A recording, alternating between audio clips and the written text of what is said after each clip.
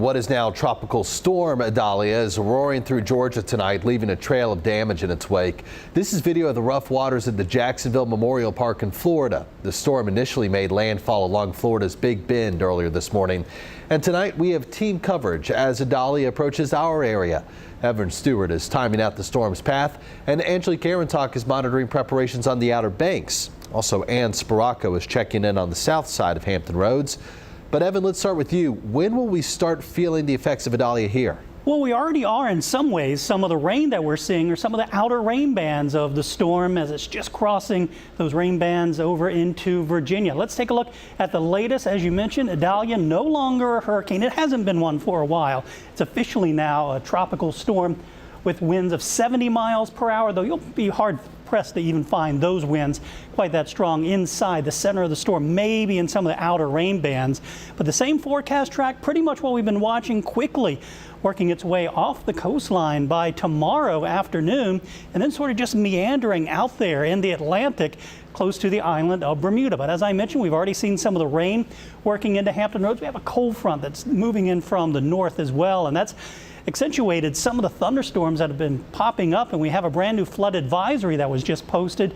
It includes southern parts of Chesapeake, southern parts of Suffolk, and southern Virginia Beach, and that runs until 7:45 tonight because we have seen some heavier downpours, and this is going to play out through the south side and especially North Carolina later tonight and into the morning tomorrow.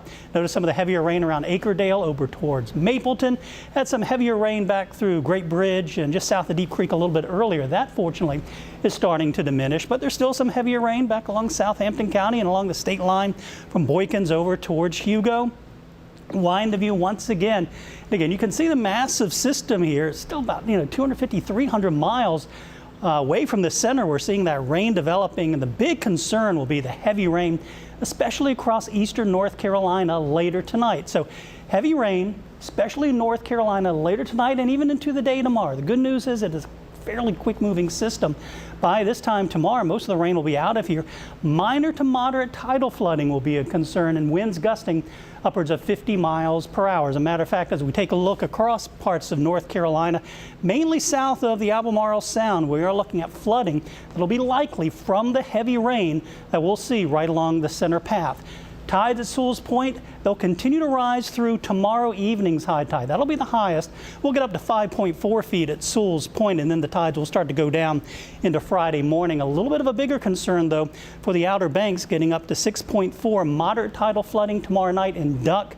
6.5 starts major tidal flooding. So we'll continue to watch the system, have a lot more on some of the other impacts that we will see across the area coming up in just a few minutes. Evan, thanks. As he was just saying, in our area, North Carolina is bracing for the worst of Idalia.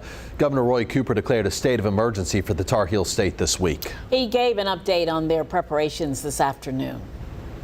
We do expect power outages and are working with our utility partners on a swift response. Our Department of Transportation utilizes drones in weather events like this to survey damage, and their workers stand ready to identify trouble and help clear roadways as quickly as possible. This afternoon, we learned the College of the Albemarle and a number of other school districts will be closed tomorrow in preparation for the storm. We have a full list of closures on 13 News Now website, on our website. And Angelique Arentalk spoke with emergency management teams in Dare County today. She brings us an update. The waves roared and crashed onto the shores along the Outer Banks on Wednesday. It's our home away from home. Vacationer Julie McGee is on her biannual trip to Rodanthe. She recalls her experience under the threat of severe weather a few years ago. We were evacuated I think 3 days before it even hit, so I think it'll be pretty low-key. Fingers crossed. Dare County Emergency Management Director Drew Pearson says Idalia is not expected to bring impacts here like it has in Florida. Still, he wants people to stay weather aware. We're anticipating seeing rain starting tonight, winds starting to pick up. We're seeing that the tropical storm force winds, mainly on Hatteras, will start in the morning and maybe peak throughout the day and continue through the day, and then start to diminish as we go into the Friday and into the weekend. Pearson says they're watching for rainfall predicted at 4 to 8 inches. It could cause a lot of flash flooding. Ocean overwash is also possible, including on NC Highway 12. The next 3 or 4 high tide cycles that are possibly going to give us problems. NCDOT spokesman Tim Haas says crews have been shoring up the dunes since Monday. Mother Nature has her own agenda, so every high tide cycle will give us something that we probably have to go back and fix. And that's Angelique Arentak reporting. We want to bring in Ann Sparacco now. She's live in Virginia Beach at the ocean front. And Ann, we're expecting the first rain bands from Idalia to hit Hampton Roads within the next several hours. So what are emergency officials telling you about all of the preparation? Well, Janet, crews in both Virginia Beach and Norfolk are closely monitoring any trees or loose branches that could, break or fall because of the potential for strong wind gusts. However, emergency preparedness directors tell me their bigger concern is the risk of flooding. We knew it was going to happen eventually.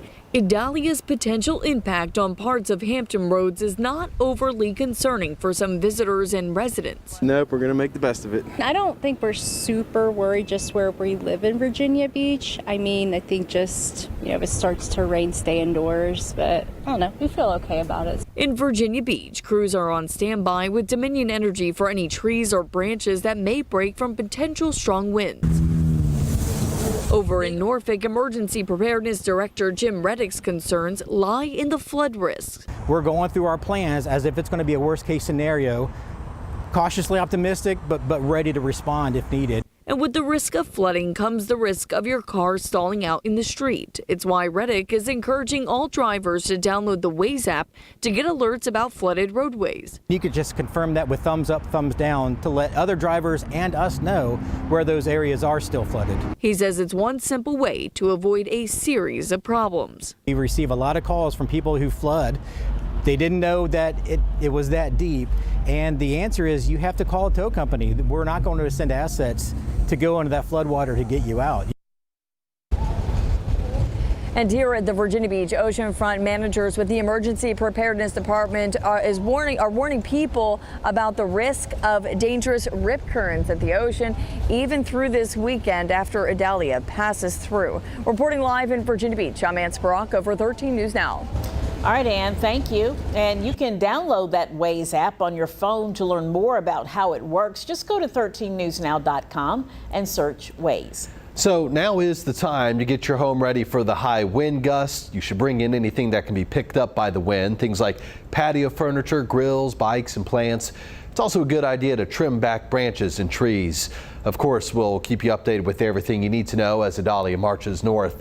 But you can help us tell the story by texting us photos or videos of the storm when it's safe to do so to 757-628-6200. Remember, your pictures might make it on air as we try to document this storm.